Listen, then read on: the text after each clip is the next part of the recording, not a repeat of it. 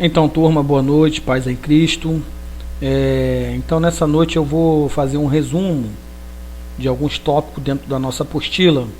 Então, eu convido você para que abra a sua Bíblia, ou melhor, a sua apostila aí na página 1, para nós darmos aí uma pincelada nas questões da disciplina, né? Então, nós temos aí na página 1, Teologia Sistemática sobre a Trindade, né? E no segundo parágrafo eu destaquei aí: a Trindade está presente na Bíblia desde o Antigo Testamento. Gênesis 1:26, 3:22, Isaías 6:8. Gênesis 1:26 é muito conhecido o versículo, né? E façamos o homem conforme a nossa imagem e semelhança. Então nós observamos aí, né, quando o escritor ele usa o termo façamos, dá-se a entender que Deus Pai não estava só. Ali já estava implícito, de uma forma implícita, a Trindade no Antigo Testamento.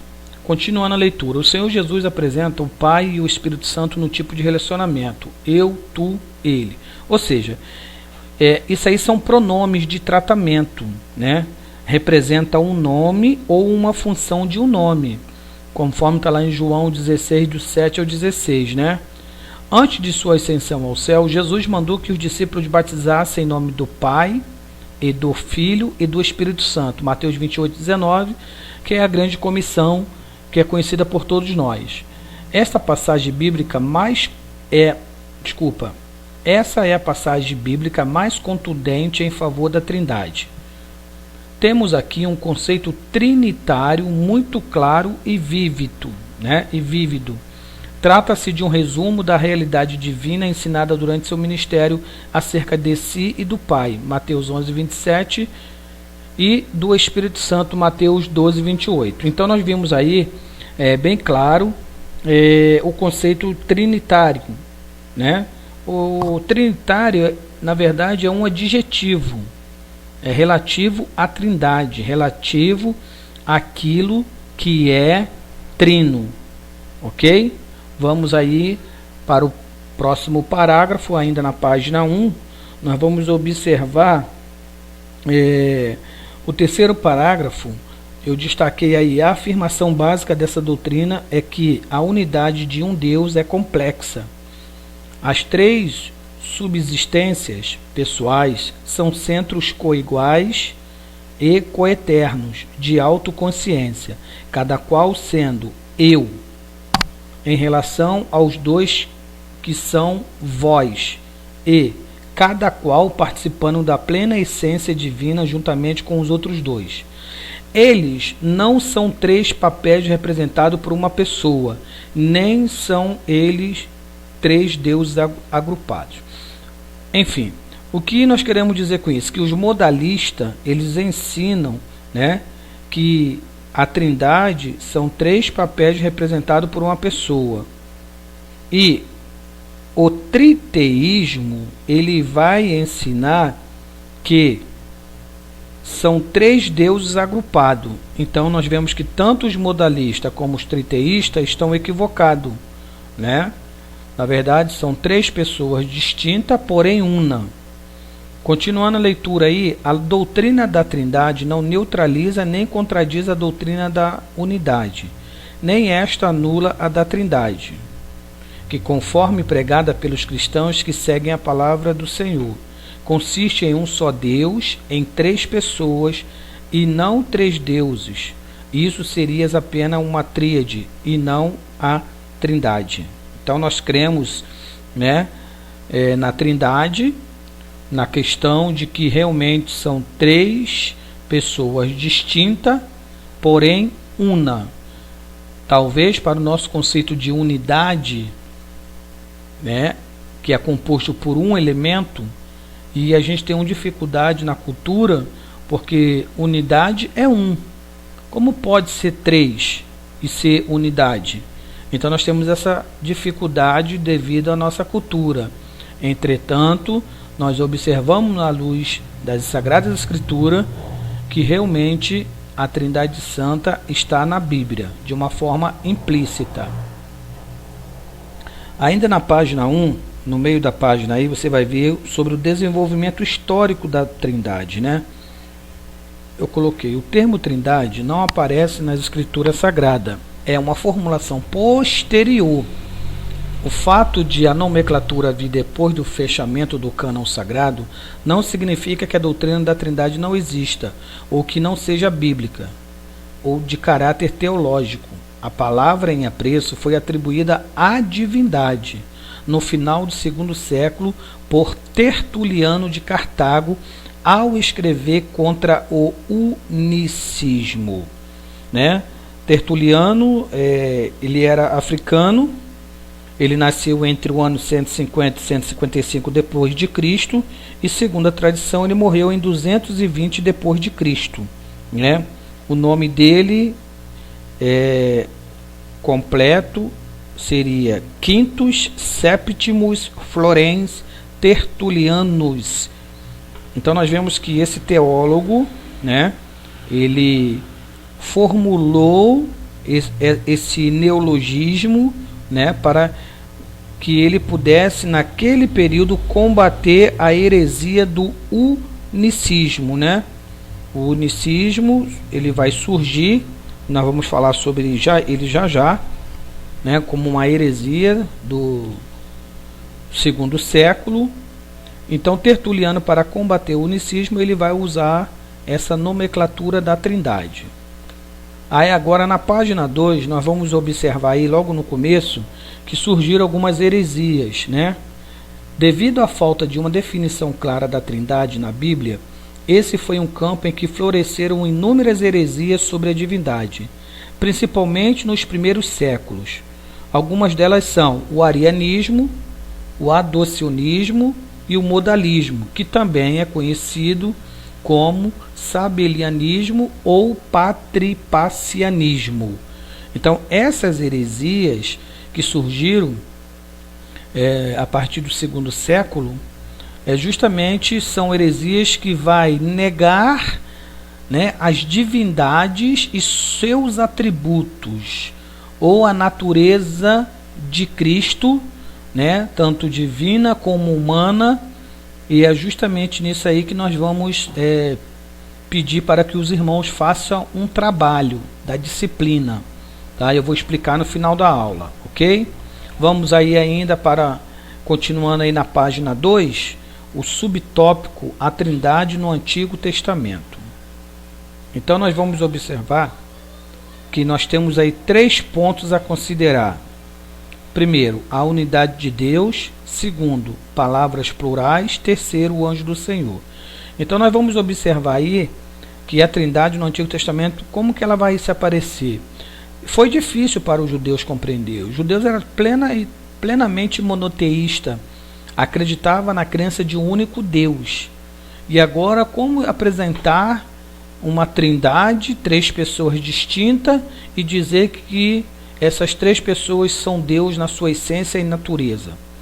Aí nós vemos aí a unidade aí para o judeu, o Shema, né? Shema ou Shema, né? O que é o Shema? É uma oração ao único Deus. Na verdade, isso aí é a profissão de fé do monoteísmo em Israel, né? Demonstra inegavelmente a unidade de Deus. Está lá em Deuteronômio, capítulo 6, verso 4. Depois vocês dão uma lida para conferir. Devido ao fator tempo aqui, a gente não tem como ler todas as referências bíblicas, né? Ela descarta totalmente a ideia de politeísmo. Ali está bem claro, né? Ouve Israel, o Senhor seu Deus, né? Não abre margem para entrar nenhum outro Deus a não ser o único Deus a qual a crença, né, de Israel, os hebreus acreditavam assim. Outras passagens que apresentam a unidade de Deus são Êxodo 23, Deuteronômio 4, 35, Isaías 45, verso 14 e Isaías 46, verso 9. Temos aí algumas palavras no plural. O nome divino Elohim é um plural de majestade e não deve ser utilizado para provar a trindade de Deus. Por quê? Façamos ali o Elohim no hebraico, ele na verdade já está no plural, entendeu? Então, assim, não podemos usar ele especificamente para tratar da questão da Trindade. Nós temos que ver outros textos para que nós possamos fundamentar. Para a língua hebraica, na verdade, Elohim já está no plural, entendeu? Só que eles não entendiam que esse plural é Deus Pai, Deus Filho e Deus Espírito Santo. E nós temos aí o termo, o anjo do Senhor, usado muito na teofania, na antiga aliança. Apesar dos diversos anjos aparecerem em toda a Bíblia, algumas vezes surge na narrativa o anjo do Senhor, entre aspas. Esse anjo é chamado de Deus e, ao mesmo tempo, é distinto de Deus. Então, se você ler com muita calma e muita atenção esses textos, você vai ver ali, essa questão de ele ser Deus e não ser ao mesmo tempo. Nas entrelinhas do texto, você vai encontrar essa distinção aí. Então, na página 3 aí, o que eu destaquei para nós a Trindade agora no Novo Testamento, Saímos do Antigo e vamos para o Novo. Aí nós temos 3 pontos a considerar, 3 evidências. A evidência da unicidade de Deus, a evidência da triplicidade de Deus e a evidência da triunidade de Deus, Então, assim, nós temos que entender Trindade e triunidade. Vamos lá? Quais são a definição? Trindade significa a tríplice manifestação de Deus ou sua manifestação no Pai, no Filho e no Espírito Santo. E o que significa triunidade? Significa o tríplice modo da existência de Deus, que é a existência de 3 em 1. Ou seja, a Trindade vai manifestar ou vai demonstrar a manifestação, a triunidade, o modo da existência. Então a diferença basicamente está nisso. Aí nós temos a primeira evidência no Novo Testamento, na página 3. A questão da unicidade. A unicidade o termo é único, é singular. O Novo Testamento, como o Antigo Testamento, também insiste na existência de apenas um Deus, conforme está em 1 Coríntios 8, 4, 6, Efésios 4, 3 ao 6 e Tiago 2, 19. A outra evidência da triplicidade de Deus, quando nós entendemos a questão da triplicidade, é sinônimo daquilo que é tríplice, trino, 3. O Pai é reconhecido como Deus, João 6,27, 1 Pedro 1,2. Jesus é reconhecido como Deus, conforme está na apostila aí, várias referências, atributos de Deus encontrados na pessoa do Filho. Nos evangelhos você vai ver Jesus perdoando pecado, revelando pensamento, curando leprosos, etc, etc, que somente eram atributos do Deus Pai. E o Espírito Santo também é reconhecido como Deus, Em Atos 5, 3 ao 4, você vai ver lá Pedro falando sobre Ananias e Safira, que não mentiste a Deus. Primeiro ele falou que mentiste ao Espírito Santo, mas na frente o versículo vai dizer que mentiste a Deus. Então ele está dizendo que o Espírito Santo é Deus. E a onisciência do Espírito Santo, os atributos do Espírito Santo, e etc. e tal. E a terceira e última evidência da triunidade de Deus está no Novo Testamento. Não expõe as pessoas da Trindade apenas de uma forma isolada. Ele os une em várias afirmações fortes e gloriosas em que o Pai, o Filho e o Espírito são apresentados em pé de igualdade, mas com distinção, ok? Eles nunca estiveram separados, nunca trabalharam separado. Tanto na antiga como na nova aliança, o Deus Pai, o Deus Filho e o Deus Espírito Santo sempre estão atuando em comum acordo, Apenas nós temos que identificar que são 3 pessoas distintas, porém são uma, entendeu? Então nós entendemos que há evidências bem maior no Novo Testamento com relação a Trindade do que no Antigo Testamento.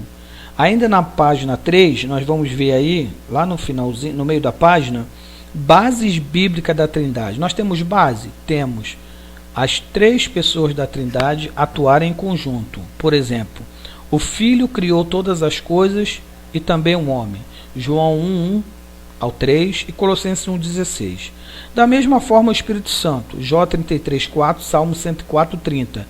E o Pai, em Provérbios 8, 22, 30. Ou seja, quando falamos do Criador, devemos ter em mente a Trindade, pois as três pessoas agiram juntas na gloriosa obra da criação de todas as coisas, começando pelo mundo espiritual, pelo universo, pela criação do homem, a criação do planeta, dos seres, do reino animal, vegetal e mineral.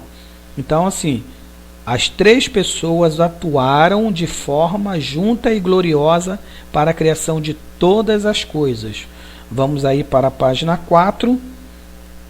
Nós vamos destacar aí funções dentro da Trindade. Então nós entendemos que são três pessoas una, porém distinta, cada um tem suas funções, trabalhando de comum acordo uma com as outras. Apesar da unidade e da coexistência das pessoas da Trindade, o Novo Testamento apresenta funções distintas de cada uma delas, embora trabalhem perfeitamente juntas no mesmo propósito. Vamos lá. Primeiro, o Pai elegeu os santos. 1 Pedro 1,2, amou o mundo, João 3,16, e concede boa dádivas, Tiago 1,17. O Filho sofreu por nós, Marcos 8,31, trouxe redenção, 1 Pedro 1,18, 19, e sustenta todas as coisas, Hebreu 1,3. E o Espírito Santo? O Espírito Santo, ele regenera o perdido, está em Tito 3,5, capacita, Atos 1,8, e santifica, Gálatas 5, 22 e 23. Então, observamos aí as funções de cada um, tudo para chegar num único propósito.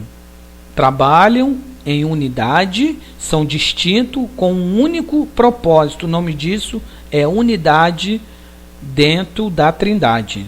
Ok? Então, fica aí a nossa aula de hoje, nosso encerramento, que você possa